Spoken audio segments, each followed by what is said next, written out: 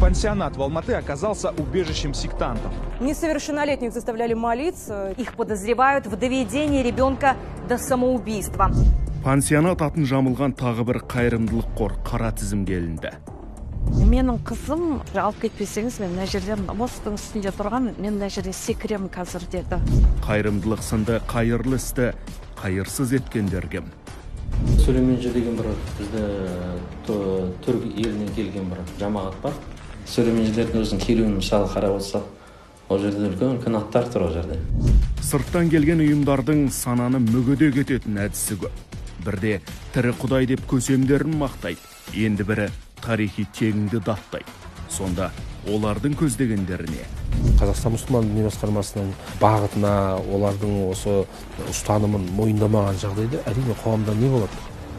Ол кезде діни басқарма көбейеді деген сөз.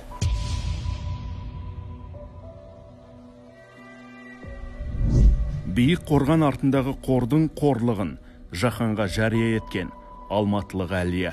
Ол екі баланың анасы. Кенже қызы дінге қызығып медресе іздейді. Бірақ мешітке бармапты. Интернеттегі ақпарат арқылы қайырымдылық қордың есігін қаққан. Менің қызым 15 жасынан дінге құштарлық танытып, өзі сондай діни оқу ғұлама болсам деп айтатын. Сосын соның несіне еріп, мен сондай жаңағыдай нелерді, діни мекемелерді іздей бастады. Ғазизана қайырымдылық мекемесі. Хантингри 184. Шет жақта сыртында ешқандай вывеска жоқ, бізге 50% кеткі деді. Әлияның қызы қордың тәрбиеленушісі атанғаннан кейінгі алғашқы апта әсерлі өткен. Бірақ көп замай жеткіншектің жүйкесі сыр береді, өз-өзіне қол салмақ болған. Ол жерде жекіріп, енді қыздарға ауыр тиетін сөздер, мал, есек деген сияқты сөздерді айтады деді. Қызым шағымдан да истерика болып, мені алып кетпесеңіз, мен жаңағыдай суицидпен аяқтаймын, мені алып кетіңіз деп, бұл жерде дінді бүркемелеп, өздерінің бір несін саясатына жүргізетін не сияқты, өйткені олар Қазақстанды мойындамайды. Менің қызымның сөзіне қарағанда біз Қазақстан емеспіз, біз Орта Азиямыз деп айтады екен. Бұл пансионаттарда тұратын кәмелетке толмағандар жүйелі түрде діни жорағылар және ұжымдық дұғаларға қатыстырылды. Бұған көнбеген балаларға тамақ, су бермеу арқылы жазалаған, кей жағдайда физикалық күш қолданылған. Осыған ұқсас оқиға Астана қаласында да тергеліп жатыр. Заңғырына іліккен екі қорда Жібек жолы қайырымдылық мекемелер қауымдастығына тиесілі болып шықты. Бұлар пансионат атын жамылып, заңсыз діни дәріс өткізген. Сорақсы, олардың оқу бағдарламасын не өкілетті министрлік, не мүфтият бекітпек түгілі көрмеген. Осы тұста қор жеткіншектердің санасын мүгедек етіп, өзіне тәуелді қылып қоятын жат идеологияны насихаттамады ма деген күдік туындайды. Қайырымдылық мекеме немесе қоғамдық бірлестік деген нәрселерді Қазақстан мұсылмандар діни басқармасымен, яғни діни бірлестікпен шатастырмауымыз керек. Қазақстан мұсылмандар діни басқармасы республикалық ислами діни бірлестік, яғни республика бойынша жалғыз діни бірлестік, ислами бағытта. Қалған қоғамдық бірлестік немесе қайырымдылық мекеме, бұлардың ешбірде діни бірлестік жатпайды. Діни бірлестікке жатпағаннан кейін діни сауат ашуменен, діни білім насихатыменен, діни білім беруменен айналысуға құқы жоқ заң бойынша. Ол құқық тек қана ислами бағытта осы Қазақстан мұсылмандар діни басқармасына ғана берілген. Діни қызмет және діни бірлестіктер туралы Қазақстан Республикасының заңы. 3-ші тарау. Қазақстан Республикасындағы діни қызмет. 7-ші бап. Діни жоралар мен рәсімдер. 3-ші тармақ. Құдайға құлшылық етуді, діни жораларды, рәсімдерді және жиналыстарды өткізуге, сондай-ақ миссионерлік қызметті жүзеге асыруға. 3-ші тармақша. Діни білім беру ұйымдарын қоспағанда, білім беру ұйымдарының аумағында және ғимараттарында жол берілмейді. Сүлейменшілер деген түрік елінен осы 90 жылдары келген топ, діни топ, тәжірибесінде сопылық ағымдарға кішкене жақын келеді. Түрік елінде бір сарапшымен сөйлескен кезде, оларда білесіздер, ең бірінші террористік ұйым ретінде олар гүленшілерді таниды. Фето дейді. Сонымен мен айттым, фетонаның былай енді проблемасы ақырын шешілді ғой. Енді қандай қауіп бар дегенде бір біздің келесі қауіп сөйлеменшілер деді. Енді сөйлеменшілердің аналогиясы сол геоленшілерге ұқсайды. Жұмыссыздықтан қажып, әлеуметтік қиындықтарды жеңе алмай, ерік жігері жасығандар діннің атынан сөйлегендерге құлай сенеді. Уысына түседі. Қайырымдылық қордың да пансионат деген атауды өзіне теліп алғаны арнайы тактика болса керек. Өйткені жұрт пансионат дегенде мүфтиятқа қарасты медресе деп қабылдайды. Түркия мемлекеттерден келген әсіресе діни топтардың ішінде мынандай өзгешелік бар. Кез келген ұйымның өзінің миссиясы болады. Алдыға қойған стратегиясы деп айтуға болады. Оның бастысы олардың белгілердің бірі сол өздерінің идеологиясын сол аймақта тарату. Кейбір құндылықтарды олар екінші орынға қойып, өздерінің жаңа діни топтардың миссиясын бірінші кезеңге қойған фактылар біздің елімізде көп кездесіп жатыр. Бұл айналып келген кезде дінді бұрмалау, дінді дұрыс түсінбеу және көзсіз жаңағы көшбасшыларға еліктеушілікке зияндарын алып келіп жатыр. Жібек жолы қайырымдылық мекемелер қауымдастығы алғаш рет 1992 жылы Ақмола облысында құрылған. Бүгінде қауымдастыққа қарасты қорлардың саны 90-ға жетіпті.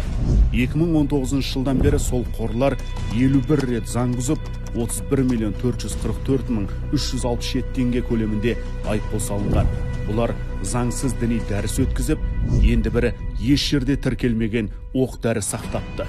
Өрескел заң бұзушылықтарға қарамастан қайырымдылық қор тек әкімшілік жазаға тартылып келген. Осындайда неге деген сұрақ туындайды.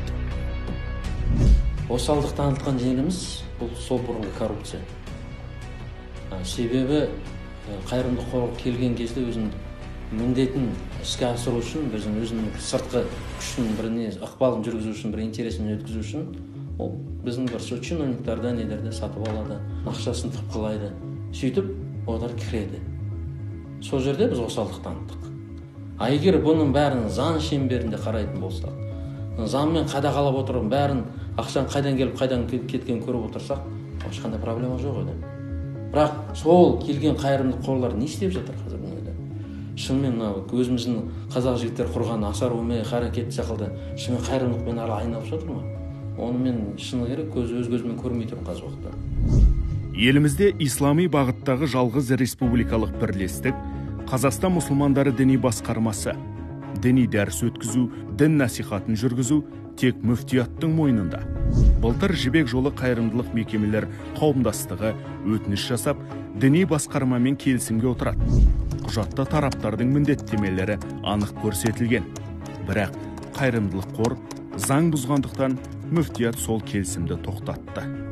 Қайырымдылық қорларды жамылып діни бір бағыт құру әрине қателік. Ар жағында өздерінің бір діни жамағатын қалыптастыру, ол да жақсылық алып келмейді әрине. Әртүрлі көзқарастар, әртүрлі топтар, бағыттар, жағдай, түрлі пансионат немесе қайырымдылық мекеме ретінде қалыптасып өздерінің діни идеологияларын жүргізу келетін топтарға да бұл ескерту болу керек. Біздің мұсылмандардың басын біріктіретін қара шаңырағымыз бар, Қазақстан мұсылман діни басқармасы. Қазір екі бірдей қорға қатысты қылмыстық іс тергеліп жатыр. Бірақ Жібек жолы қайырымдылық мекемелер қауымдастығы әлі ресми мәлімдеме жасамады. Тағы бір назар аударатын мәселе, олар сайттарындағы меморандумға қатысты мына ақпаратты жаңартпай отыр. Жалпы діни тұрақтылыққа сызат түсіруді көздейтіндер қазақтың жері иесіз, елі киесіз деп ойласа, оңбай қателеседі дейді аға буын.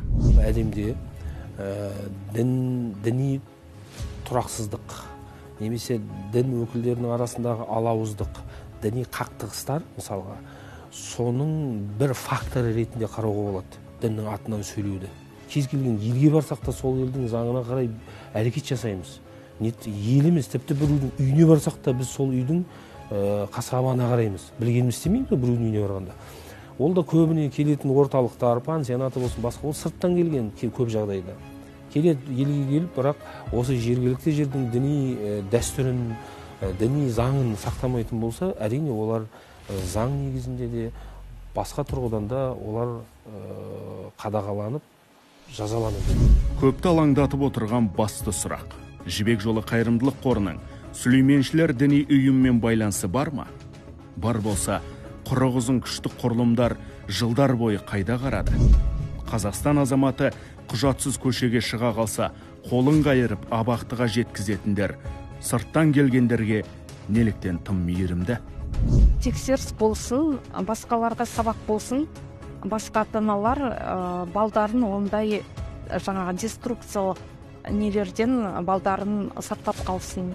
Өйткені ертең оның барлығы неге алып келері белгісіз. Әлия бұл істі соңына дейін жеткізбек. Тергеу қайырымдылық қордың тегін, тамырын, сыртқы байлансын анықтайды деп сенеді.